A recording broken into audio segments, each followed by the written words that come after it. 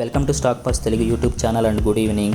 ఈరోజు మనం dam capital stock గురించి డిస్కస్ చేద్దాము. వీళ్ళు రీసెంట్గా Q4 రిజల్ట్స్ కూడా అనౌన్స్ చేశారు. అవి కూడా డిస్కస్ చేసే ముందు అసలు ఈ డ్యామ్ క్యాపిటల్ యొక్క బిజినెస్ ఏంటి అని ఒకసారి చూద్దాము. వీళ్ళకి మెయిన్గా 3 సెగ్మెంట్స్ నుంచి రెవెన్యూ అనేది జనరేట్ అవుతుంది. ఒకటి IPOs నుంచి, 2 QIPs నుంచి, 3 ECM అండ్ అడ్వైజరీ నుంచి వీళ్ళకి ఇన్కమ్ అనేది జనరేట్ అవుతుంది. కంపెనీస్ ఫ్రెష్గా IPO స్టాక్ మార్కెట్లో లిస్ట్ అయినప్పుడు IPOs ద్వారాగా వస్తాయి. ఈ IPOస్ని ఇలాంటి కంపెనీసే తీసుకొస్తాయి.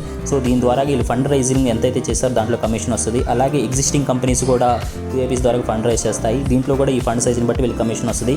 దీంతోపాటు ECM అండ్ అడ్వైజరీ ద్వారా కూడా వీళ్ళకి ఇన్కమ్ అనేది జనరేట్ అవుతూ ఉంటుంది. సో ఈ 3 సెగ్మెంట్ నుంచి వీళ్ళకి ఇన్కమ్ అనేది వస్తుంది. ఇక వీళ్ళ కీ మేనేజ్మెంట్ విషయానికి వస్తే వెల్ అండ్ ఎక్స్పీరియన్స్డ్ పర్సన్స్ వీళ్ళు కీ రోల్స్ ప్లే చేస్తున్నారు. మరీ ముఖ్యంగా మనం చెప్పుకోవాలి అంటే ఈ ధర్మేష్ అనిల్ మెహతా గారు, ఈయనకి 25 years of experience in capital market అండి. అలాగే ఈయన ఈ కంపెనీ ఎస్టాబ్లిష్ చేయకముందు MD and CEO of Axis క్యాపిటల్కు దాంట్లో వర్క్ చేశారు.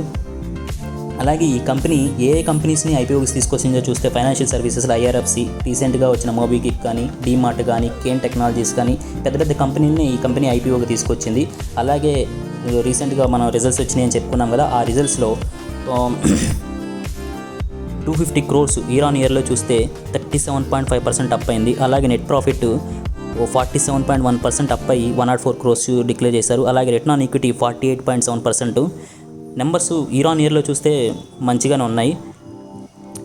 బిజినెస్ కూడా గ్రోత్ ఉన్న బిజినెస్, మంచి కీ మేనేజ్మెంట్. మరి స్టాక్ ఎందుకు IPO లిస్ట్ అయిన కాడి నుంచి మోర్ దాన్ 45% కరెక్ట్ అయింది. రీసెంట్గా రిజల్ట్స్ డిక్లేర్ చేసిన తర్వాత కూడా 7 to 8% అనేది స్టాక్ కరెక్ట్ అయింది. ఎందుకు అంటే మనం ఇందాక డిస్కస్ చేసిన రిజల్ట్స్ అనేది ఇయర్ ఆన్ ఇయర్ బేసిస్, కానీ క్వార్టర్ ఆన్ క్వార్టర్లో same quarter with previous year కనుక మనం కన్సిడర్ చేస్తే డ్రాస్టిక్ ఫాల్ అనేది కనపడింది. రెవెన్యూ కానీ, ఇన్కమ్ కానీ. అలాగే క్వార్టర్ ఆన్ క్వార్టర్ చూసుకున్నా కూడా డ్రాస్టిక్ ఫాల్ అనేది కనపడింది. కానీ ఈ కంపెనీ అనేది డైరెక్ట్గా స్టాక్ మార్కెట్తో లింక్ అయి ఉంటుందండి. బిజినెస్ అనేది అంటే స్టాక్ మార్కెట్ పెరుగుతుంటే ఈ కంపెనీ కూడా ఫ్యూచర్ గ్రోత్ బాగుంటుంది.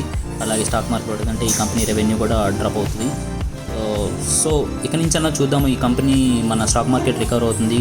IPOs కానీ, ఫండ్ రైజింగ్ కానీ కంపెనీస్ పెరిగితే కనుక ఈ కంపెనీ యొక్క రెవెన్యూ కూడా పెరుగుతుంది. Thank you for watching.